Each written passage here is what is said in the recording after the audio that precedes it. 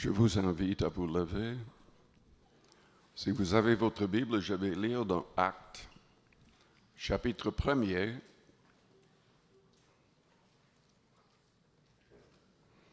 Et je vais lire à partir du verset 1er.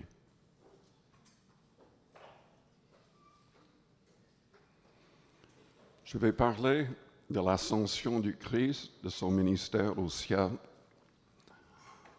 et de son retour. Pour qui reviendra-t-il? Sommes-nous prêts pour son retour? Théophile, j'ai parlé dans mon premier livre de tout ce que Jésus a commencé de faire et d'enseigner dès le commencement, jusqu'au jour où il fut enlevé au ciel, après avoir donné ses ordres par le Saint-Esprit aux apôtres qu'il avait choisis. Après qu'il eut souffert, il leur apparut vivant et leur en donna plusieurs preuves, se montrant à eux pendant 40 jours et parlant des choses qui concernent le royaume de Dieu. Comme il se trouvait avec eux, il leur recommanda de ne pas s'éloigner de Jérusalem, mais d'attendre ce que le Père avait promis. Ce que je vous ai annoncé, leur dit-il. Car Jean a baptisé d'eau, mais vous, dans peu de jours, vous serez baptisés du Saint-Esprit. Alors les apôtres réunis lui demandèrent, Seigneur, est-ce en ce temps que tu rétabliras le royaume d'Israël? Il leur répondit, ce n'est pas à vous de connaître les temps ou les moments que le Père a fixés de sa propre autorité. Mais vous recevrez une puissance, le Saint-Esprit survenant sur vous, et vous serez mes témoins à Jérusalem, dans toute la Judée, dans la Samarie et jusqu'aux extrémités de la terre. Après avoir dit cela, il fut élevé pendant qu'ils le regardaient, et une nuée le déroba à leurs yeux. Et comme il avait les regards fixés vers le ciel, pendant qu'ils s'en allaient, voici deux hommes vêtus de blanc leur apparurent, et dirent aux Galiléens, pourquoi vous arrêtez-vous à regarder au ciel? C'est Jésus qui a été enlevé au ciel du milieu de vous, reviendra de la même manière que vous l'avez vu allant au ciel.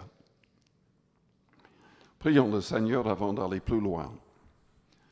Père céleste, nous te louons, nous te bénissons ce soir pour ta parole qui nous éclaire.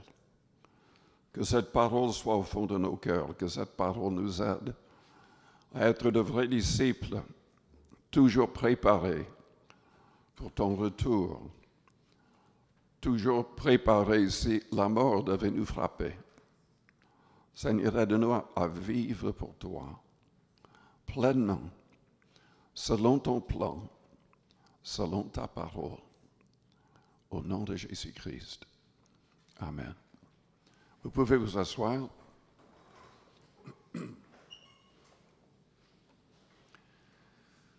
Jeudi, il y avait l'Ascension. Malheureusement, il n'y avait pas énormément de gens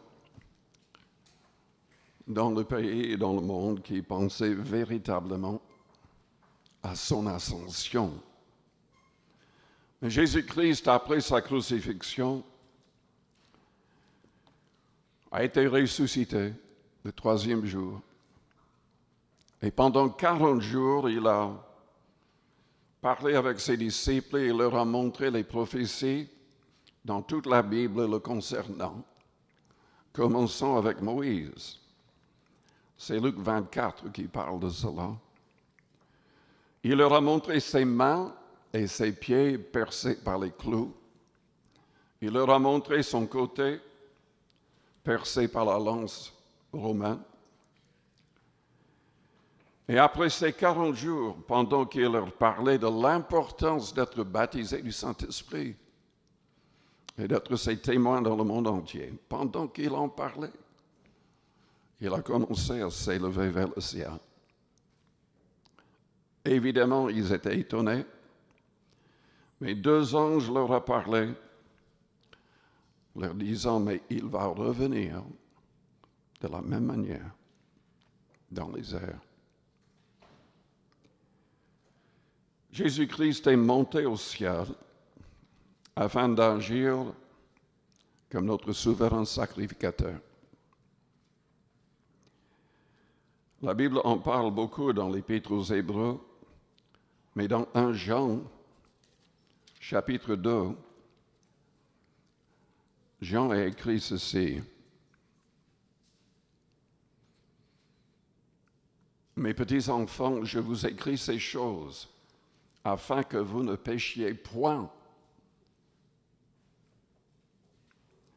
Et si quelqu'un a péché, nous avons un avocat auprès du Père, Jésus-Christ, le juste. Il est lui-même une victime expiatoire pour nos péchés, non seulement pour les nôtres, mais aussi pour ceux du monde entier. C'est ça ce qui est triste. Il n'y aura que les gens qui acceptent de croire en lui qui seront sauvés.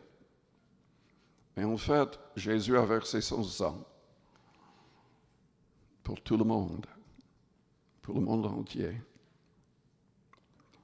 Dans l'Épître aux Hébreux, lisons au chapitre 7, et même plusieurs passages dans cet épître. Hébreux 7, au verset 22. Jésus est par cela même le garant d'une alliance plus excellente. De plus, il y a eu des sacrificateurs en grand nombre, parce que la mort les empêchait d'être permanents. Mais lui, parce qu'il demeure éternellement, possède un sacerdoce qui n'est pas transmissible. C'est aussi pour cela qu'il peut sauver parfaitement ceux qui s'approchent de Dieu par lui, étant toujours vivants pour intercéder en leur faveur.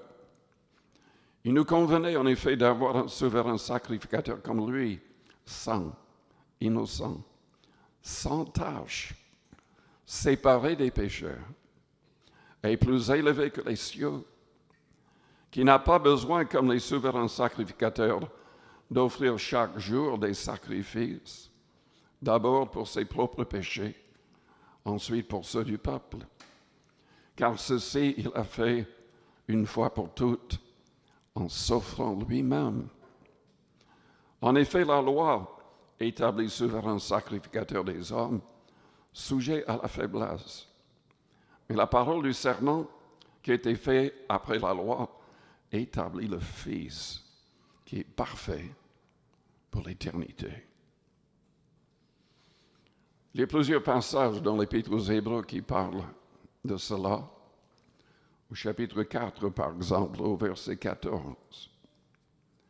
Ainsi, puisque nous avons un grand souverain sacrificateur qui a traversé les cieux, Jésus, le Fils de Dieu, demeurons fermes dans la foi que nous professons.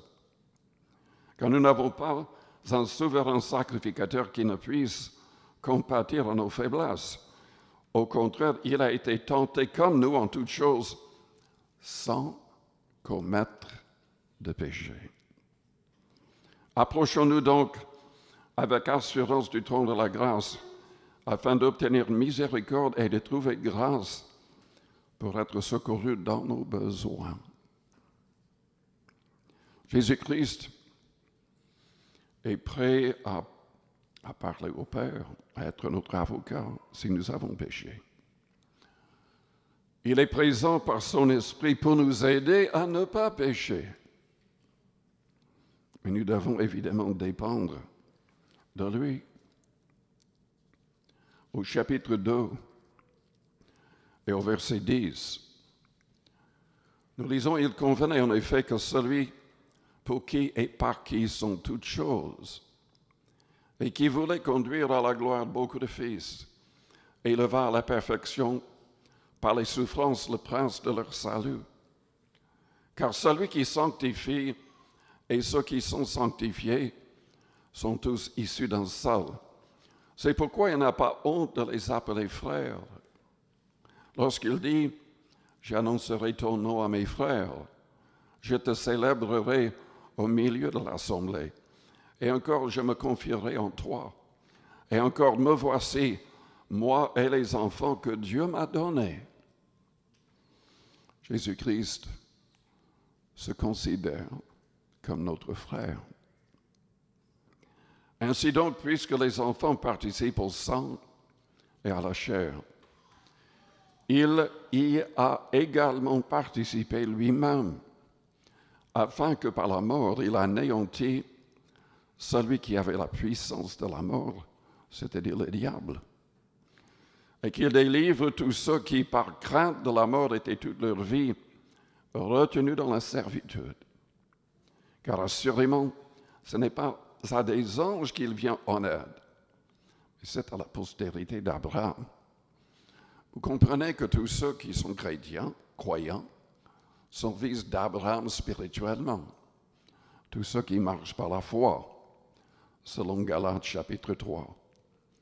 En conséquence, il a dû être rendu semblable en toutes choses à ses frères. Il est devenu un vrai homme. Afin qu'il fût un souverain sacrificateur miséricordieux et fidèle dans le service de Dieu pour faire l'expiation des péchés du peuple. Car ayant été tenté lui-même dans ce qu'il a souffert, il peut secourir ceux qui sont tentés. Vous êtes tentés? Demandez au Seigneur de vous aider. Lui, il n'a jamais péché. Mais il a été tenté comme nous en toutes choses, sans commettre de péché. Ce qui est magnifique, c'est que oui, il agit pour nous au ciel ainsi, mais il va revenir nous chercher. Parce qu'il aime tous ceux qui deviennent de vrais disciples. Il veut même être avec nous, et il va être avec nous continuellement à partir de ce moment-là. Lisons un passage dans 2 Thessaloniciens, chapitre 1er. Les anges ont dit aux disciples qu'il allait revenir dans les airs. Comme il est parti, cela est vrai.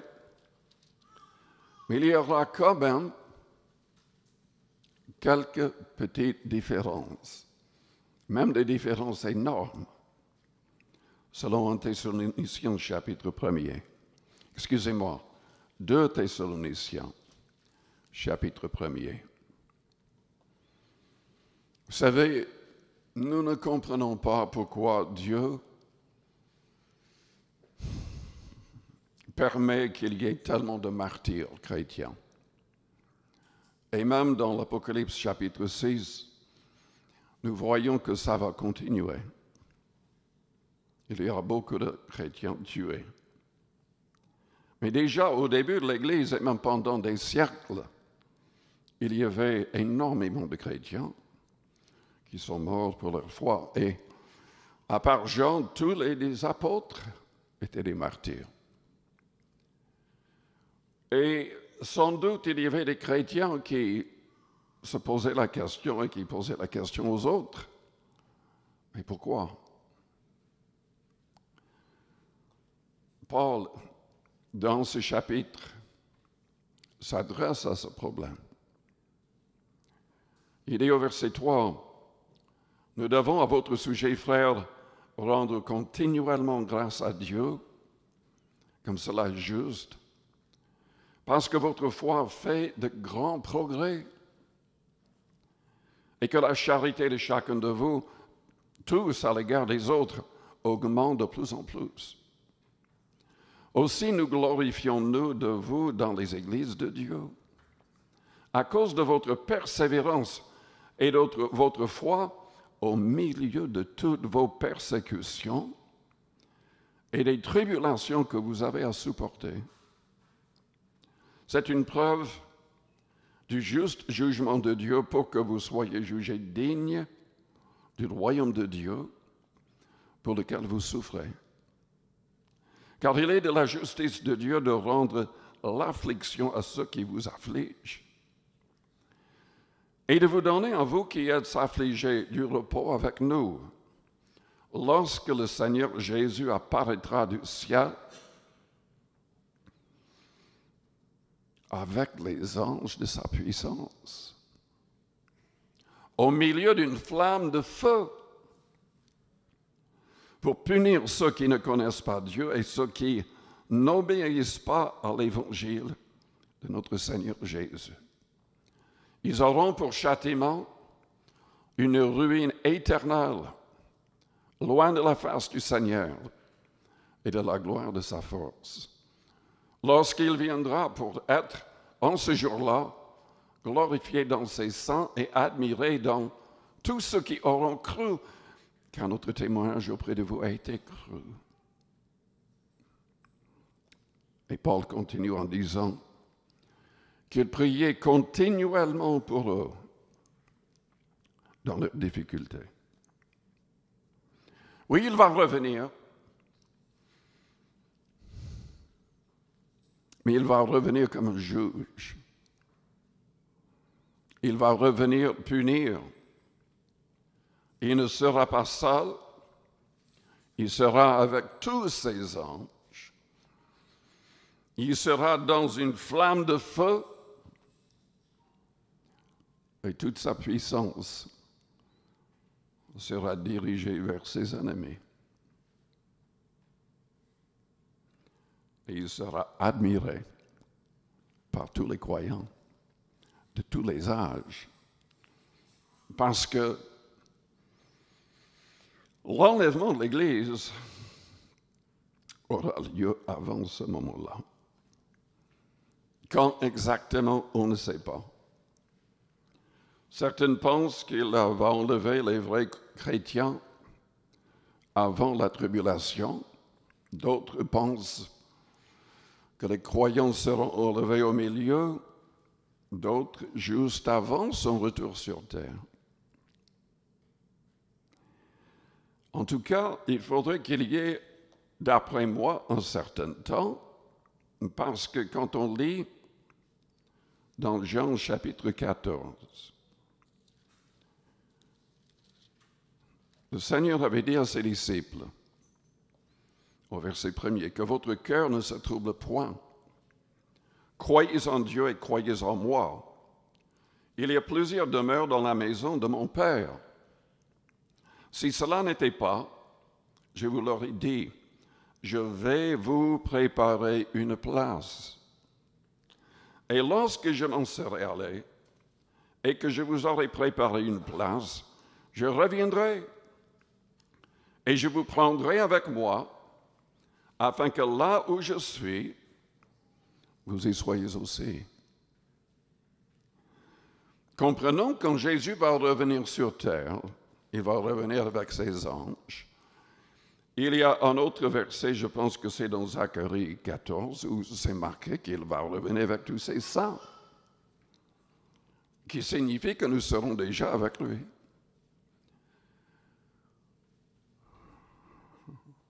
Le fait qu'il parle de cet endroit préparé au ciel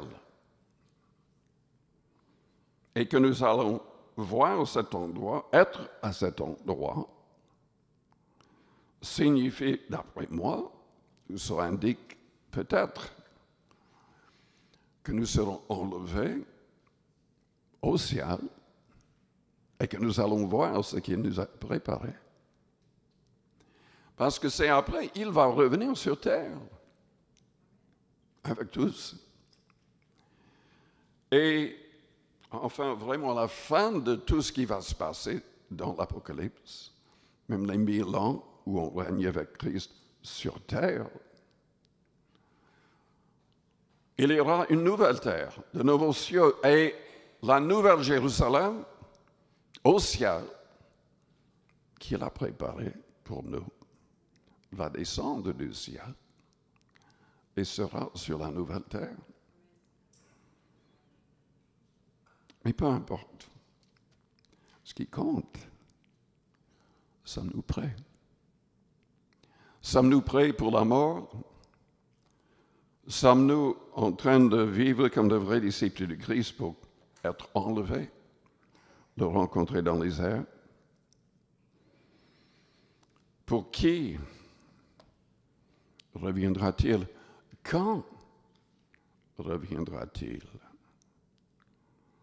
Vous savez, il y a carrément des disputes sur l'Internet, sur Facebook, dans les vidéos à cet égard. Excusez-moi, mais tout cela est démoniaque. C'est démoniaque. On ne devrait pas avoir des disputes à l'égard de telles choses. Surtout quand on lit ce que le Christ a dit. Qu'est-ce qu'il a dit? Je l'ai cité ce matin dans Matthieu chapitre 24, au verset 36.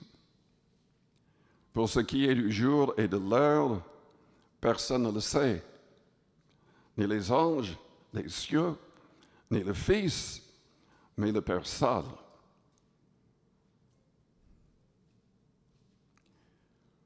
Le verset 42, veillez donc, puisque vous ne savez pas quel jour votre Seigneur viendra. Et vous savez, il y a des gens qui se servent de Matthieu 24, la première partie, et croient tout savoir exactement quand il va revenir. Et ils mettent de côté ce que je viens de vous lire. Ils mettent de côté ce que le Christ a dit dans Actes, chapitre 1er, quand les disciples voulaient connaître, quand il allait revenir établir toutes choses. Le Seigneur leur a dit, ce n'est pas à vous de savoir. Il a dit que ce n'est pas à vous de savoir. Ce qui est important, c'est que vous receviez le Saint-Esprit et que vous soyez mes témoins sur toute la terre. J'étais vraiment troublé parce que il y a un frère qui prêche sur l'Internet. Il est très bien, je l'aime bien. Lui, il est convaincu que l'Église sera enlevée avant la tribulation. Mais il y a de plus en plus de gens qui croient que ça va être la fin. Et il y avait un jeune qui a fait une vidéo, il attaque tout le monde dans ses vidéos. Et il a carrément utilisé son nom en disant « Mais vous êtes un menteur », en présentant ça, enfin, son idée à l'égard de l'enlèvement. Et il a essayé de présenter ce qu'il croyait être la réalité de l'enlèvement à la fin, d'après Matthieu 24. Quand Matthieu 24, Jésus dit que nous ne savons pas, lui-même ne savait pas. C'est le Dieu, le Père seul, qui sait. Donc, tout ce que le Christ a dit était simplement général. Il y a des signes, oui. Mais en ce qui concerne la date précise, il n'y a que le Père qui va décider. Et le Seigneur a dit à ses disciples, mais ce n'est pas à vous de savoir. J'espère que ça va entrer vraiment dans votre cœur. Ne vous faites pas avoir par des gens qui veulent être dogmatiques à l'égard du retour du Christ. Et des gens qui ont écrit des livres et qui, même quand ils se sont trompés, ils essaient de raviver l'idée en disant, oui, enfin, je me suis trompé, c'est maintenant cette date-là. C'est du n'importe quoi. Le Père seul sait, et peut-être qu'il n'avait même pas encore décidé. Est-ce que vous avez jamais pensé à ça? Peut-être que Dieu, le Père, n'avait pas encore décidé. Ça peut dépendre peut-être de certains événements. Il est vrai que beaucoup de choses sont mentionnées dans la Bible, mais par rapport à l'enlèvement de l'Église, tout n'est pas mentionné. Et quand on lit dans l'Apocalypse, il y a plein de choses qui ne sont pas dans un ordre chronologique. Donc, il ne faut pas être dogmatique. Il ne faut pas entrer dans des disputes à l'égard de ces choses. Ça divise les églises, ça trouble les gens. Et qu'est-ce que Jacques a dit? Parce que souvent, les gens qui font ça sont quand même zélés. Mais selon Jacques 3, déjà, il dit qu'un grand nombre ne se mettent pas à enseigner. Et il dit, peut-être que je devrais le lire, ça vaut la peine de le lire. Parce que ce qui est grave dans tout cela, je pense que le diable il se sert de certaines personnes qui peuvent provoquer des disputes. Et ça pousse les gens à devenir outrageux. Vous savez que selon 1 Corinthiens chapitre 5, si une personne est outrageuse, il n'y a pas de place ni dans une église, ni dans le ciel pour une telle personne. Être outrageux, insultant, est aussi grave que les pires des péchés. Et Paul ne permettait même pas qu'une telle personne reste dans l'église locale. Aussi grave que l'immoralité sexuelle. Aussi grave qu'être un ravisseur, un kidnappeur. Dans Jacques, il dit Jacques 3, au verset 13,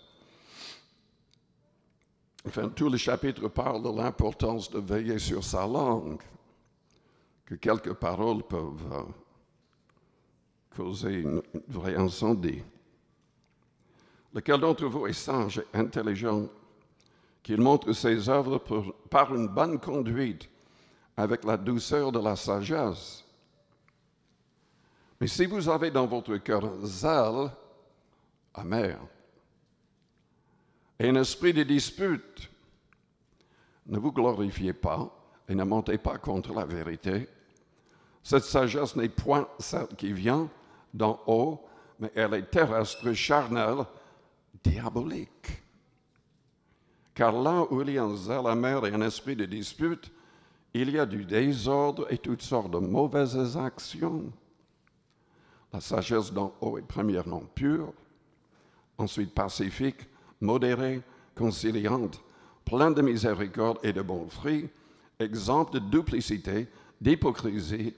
Le fruit de la justice est semé dans la paix par ceux qui recherchent la paix.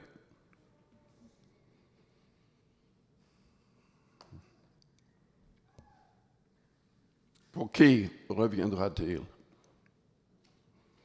Selon Hébreux chapitre 9, au verset 27 et 28, il va revenir pour ceux qui l'attendent, qui se préparent et qui restent préparés. Il va revenir pour ceux qui veulent son retour, qui veulent le voir parce qu'ils l'aiment. Le passage dit, il est réservé aux hommes de mourir une seule fois, après quoi vient le jugement. De même, Christ qui s'est offert une seule fois pour porter les péchés de plusieurs, apparaîtra sans péché une seconde fois à ceux qui l'attendent pour leur salut. Est-ce que vous voulez qu'il revienne? Certains diront, mais Seigneur, je ne suis pas encore marié, permets que je sois marié avant. Je ne veux rien avant. Je voudrais que le Seigneur revienne. Je voudrais le voir. Je voudrais être avec lui. Que sa volonté soit faite. Que son royaume vienne. La prière qu'il a enseignée à ses disciples était dans ce sens que nous devons prier. Que son royaume soit sur terre comme au ciel. Pour qui reviendra-t-il? Pour ceux qui l'aiment et prouvent leur amour pour lui. Si vous m'aimez, gardez mes commandements. Jean 14, verset 15. C'est indispensable parce que selon le même passage, c'est uniquement ces gens-là qui recevront le vrai Saint-Esprit. Si vous m'aimez, gardez mes commandements et je prierai le Père. Et mon Père vous donnera l'Esprit de vérité. Il va revenir pour qui? Lisons dans Thessaloniciens, chapitre 4.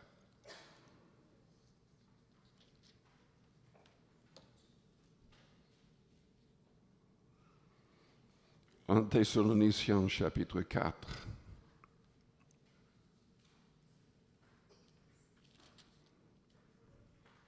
Il parle de ce que Dieu veut, au verset 3. Ce que Dieu veut, c'est votre sanctification, qu'on devienne saint, mis à part, qu'on soit libre du pouvoir du péché, que le monde, avec sa convoitise et son orgueil, ne soit pas dans nos cœurs. C'est que vous vous absteniez de l'impudicité, c'est-à-dire l'immoralité sexuelle. C'est que chacun de vous sache posséder son corps dans la sainteté et l'honnêteté, sans vous livrer à une convoitise passionnée, comme font les païens qui ne connaissent pas Dieu. C'est que personne n'use envers son frère de fraude et de cupidité dans les affaires, parce que le Seigneur tire de vengeance de toutes ces choses, comme nous vous l'avons déjà dit et attesté, car Dieu ne nous a pas appelés à l'impureté, mais à la sanctification. Celui donc qui rejette ses préceptes ne rejette pas un homme, mais Dieu qui vous a aussi donné son Saint-Esprit. C'est en fait dans ce chapitre, un peu plus loin, qu'il parle de l'enlèvement de l'Église, disant que même ceux qui sont morts en Christ, leur corps, les atomes de leur corps seront remis ensemble. Ils seront ressuscités, leur corps seront ressuscités. Déjà, leur esprit est avec le Seigneur. Absent du corps, c'est être présent avec le Seigneur. C'est la raison pour laquelle Paul disait la mort m'est un gain. Il a parlé du fait qu'il ne savait pas ce qui était le meilleur. Il savait qu'il devait rester, continuant à édifier l'Église, à gagner les âmes, mais il a dit, mais la mort m'est un gain. Être avec le Seigneur, ce serait meilleur. Mais dans Thessaloniciens 4, nous avons l'enlèvement présenté. Les morts en Christ seront ressuscités en premier.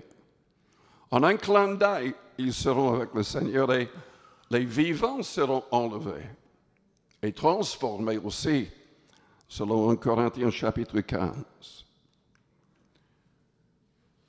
C'est la raison pour laquelle je dis, mais il faudrait qu'on soit avec lui un certain temps. Quand il va revenir vraiment sur terre, selon 2 Thessaloniciens chapitre 1er, il va revenir avec tous ses anges et selon Zacharie 14 avec tous les saints. Et ce n'est pas pour accueillir, mais c'est pour punir ceux qui ne connaissent pas Dieu.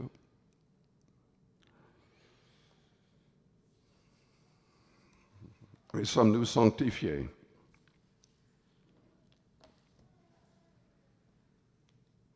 Sommes-nous vraiment mis à part? Dans 2 Corinthiens chapitre 6, au verset 14, ne vous mettez pas avec les infidèles sous un joug étranger. Quelqu'un qui se dit chrétien, qui est infidèle, qui ne sert pas vraiment le Seigneur, Il ne faut pas s'allier avec une telle personne. En aucune manière, parce que vous allez avoir des problèmes graves. Et vous ne serez pas sans. Qu'y a-t-il de commun entre la lumière et les ténèbres? Quel accord y a-t-il entre Christ et Bélial, qui signifie le méchant? Quelle part a le fidèle avec l'infidèle? Quel rapport y a-t-il entre le temple de Dieu et les idoles? Quand nous sommes le temple de Dieu vivant, comme Dieu l'a dit, j'habiterai et je marcherai au milieu d'eux. Je serai leur Dieu et ils seront mon peuple. C'est pourquoi, et là c'est Dieu qui parle, sortez du milieu d'eux, séparez-vous, dit le Seigneur, ne touchez pas ce qui est impur, et je vous accueillerai. Je serai pour vous un père, et vous serez pour moi des fils et des filles, dit le Seigneur Tout-Puissant. Ayons donc de telles promesses, bien-aimés, purifions-nous de toute souillure de la chair et de l'esprit, c'est-à-dire de nos pensées. Nous devons chasser toute pensée mauvaise. Malheureusement, le diable pourra planter en nous toutes sortes de pensées mauvaises. Si nous lisons n'importe quel livre, si nous regardons n'importe quel film, ça pourrait susciter de mauvaises pensées aussi. C'est à nous de les éviter le plus possible, mais si la pensée vient, il faut la chasser immédiatement au nom de Jésus-Christ. Mais vous avez remarqué les derniers mots là? Achevons notre sanctification dans la crainte de Dieu.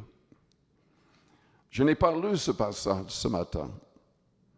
J'ai présenté le matin toutes sortes de passages qui montrent que nous pouvons perdre notre salut s'il n'y a aucun effort de notre part. Si nous ne voulons pas vraiment obéir, si on veut retourner au monde, s'il n'y a aucune possibilité de perdre son salut, pourquoi la crainte? Paul, Pierre, Jacques parlent de cette possibilité que nous devons craindre. Nous devons travailler à notre salut avec crainte et tremblement. Philippiens 2, verset 12.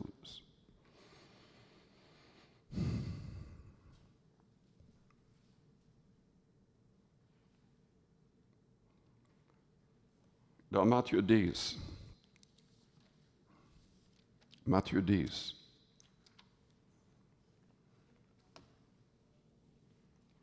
Jésus-Christ va revenir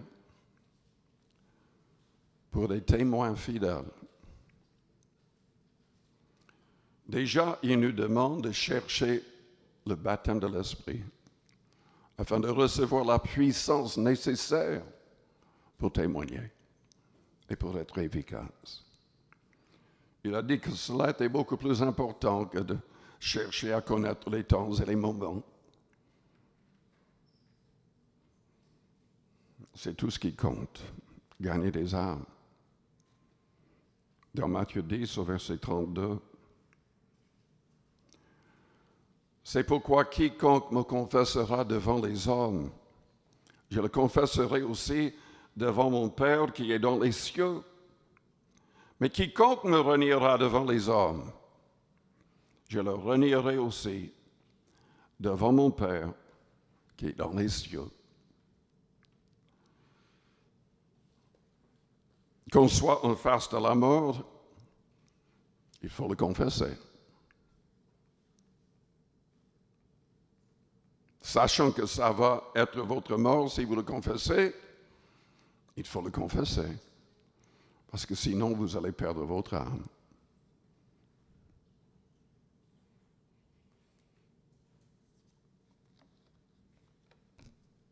Dans Marc 16,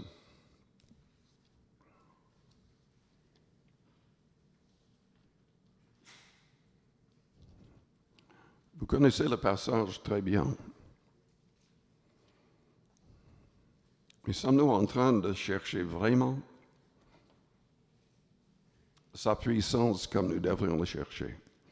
Sommes-nous en train de chercher à être vraiment comme le Seigneur en toutes choses? En fait, la puissance est liée à l'obéissance, liée à une vision qui vient du Seigneur. Lui, il avait compassion des foules.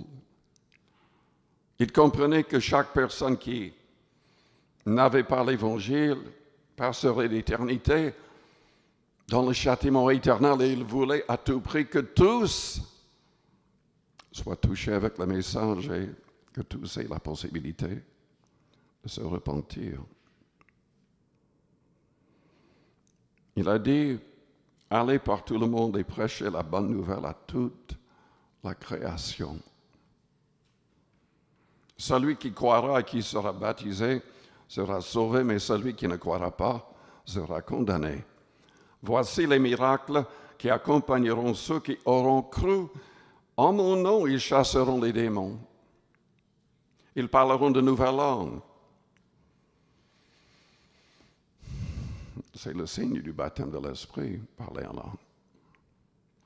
Ils saisiront des serpents. S'ils boivent quelques breuvages mortels, il ne leur fera point de mal. Ils imposeront les mains aux malades.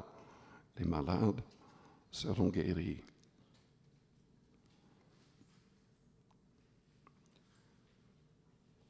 Selon 1 Corinthiens 12, selon 1 Corinthiens 14, nous devrions tous rechercher les dons du Saint-Esprit. Il y a toute une liste des dons surnaturels. En fait, ce que nous venons de lire est pour ceux qui croient, pour tous ceux qui croient. Sommes-nous en train vraiment de tout faire pour être comme Jésus-Christ? Jésus-Christ était comment? Il était, premièrement, sans péché. Sans péché. Selon Romains chapitre 8 au verset 28, tout ce qui nous arrive selon la volonté de Dieu pour nous façonner à l'image de Jésus-Christ. Premièrement, que nous soyons sans péché. C'est ça la vraie repentance. Tout doit changer. On doit être sans péché. On doit toujours chercher cela comme but. Deuxièmement, nous devons être comme lui en amour.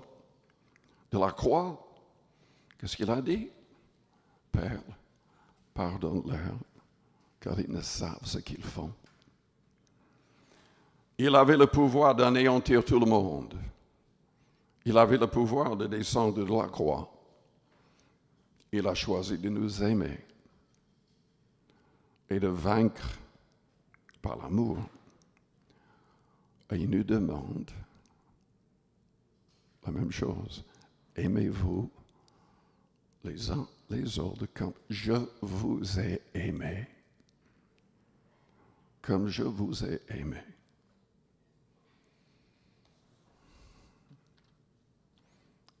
Je voudrais lire juste un dernier passage dans Jean, chapitre 3.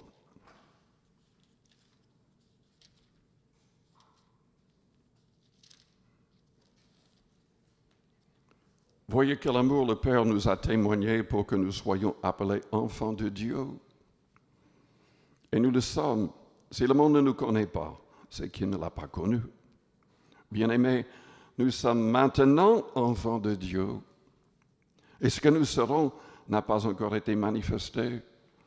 Mais nous savons que lorsque cela sera manifesté, ou lorsqu'il sera manifesté, nous serons semblables à lui. Parce que nous le verrons tel qu'il est. Quiconque a cette espérance en lui se purifie, comme lui-même est pur. Quiconque pêche transgresse la loi, et le péché est la transgression de la loi. Or, vous savez que Jésus a paru pour ôter les péchés, et il n'y a point en lui de péché. Quiconque demeure en lui ne pêche point. Que le Seigneur nous aide à demeurer en lui en tout temps.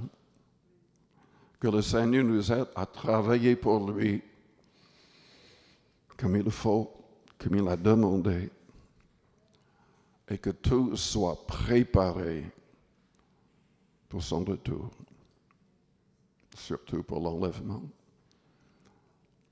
ou qu'on soit préparé pour la mort. Ça, la mort pourrait nous frapper à n'importe quel moment.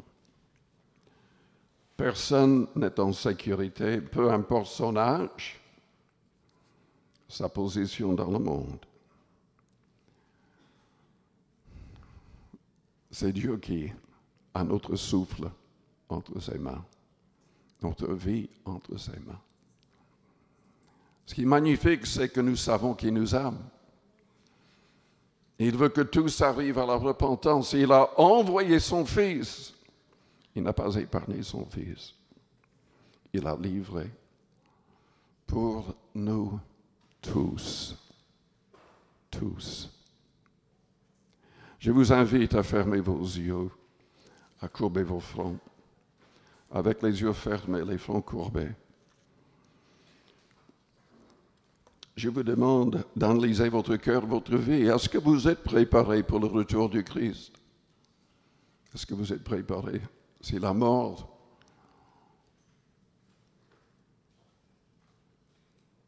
vous frapperait même ce soir. Est-ce qu'il y a des choses que vous devez mettre en règle? Avec son aide, mettez-les en règle. Si vous êtes encore lié par le péché dans votre vie, faites le nécessaire, jeûnez, priez, demandez la prière des autres pour que Dieu vous libère, pour que le Seigneur vous libère. Si donc le Fils vous a franchi, vous serez réellement libre. Persévérez dans sa parole, car c'est sa parole qui libère. Les vrais disciples persévèrent dans sa parole. Cette parole est esprit et vie, cette parole libère, sauve, guérit. Je vous invite que tous se lèvent. Si vous avez besoin de prière, venez vers le devant. Et nous prierons pour vous avec l'imposition des mains. Le Seigneur lui-même agit au travers de l'imposition des mains. Donc venez, si vous avez un besoin, si vous êtes malade, il est capable.